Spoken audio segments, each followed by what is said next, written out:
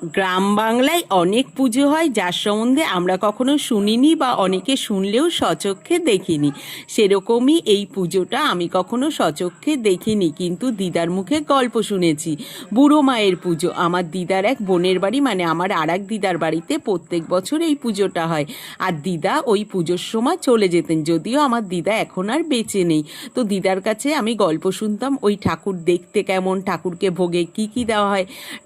তো দিদা বলেছে ওই ঠাকুর একজন বয়স্ক রূপে পূজিত হন, আর ওই ঠাকুরকে দেওয়া হয় ভোগে নুন ছাড়া পিঠে আর সুজি নারকেল দিয়ে দুধ ছাড়া একটা সুজি করে দেওয়া হয়।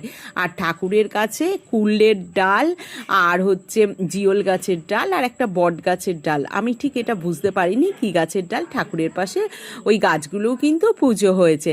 আর এখানে কোনো ব্রাহ্মণ ছিল না, এই যে ঠাকুরের সামনে একজন বয়স্ক দিদা বসেছিলেন, উনিই পুজো করেছেন। মাসি বললেন আমাদের এখানে যত বুড়ো মায়ের পুজো হয় উনিই করেন, কিন্তু আমার ওই দিদা বাড়িতে একজন ব্রাহ্মণ পুজো করতেন।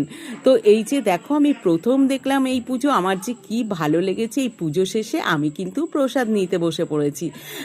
এখানে প্রসাদ ছিল সেই সুজি, চাল মাখা, ফল প্রসাদ, খিচুড়ি, অসাধারণ খাবার, আর পিঠেটাও ছিল কিন্তু।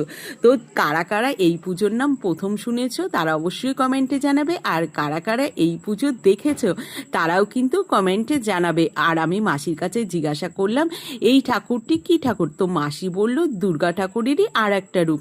তো দেখো কত সুন্দর গ্রামে পুজো হয়। তো আমার তো বেশ ভালো লেগেছে, এখন আমি বাড়ির দিকে যাচ্ছি।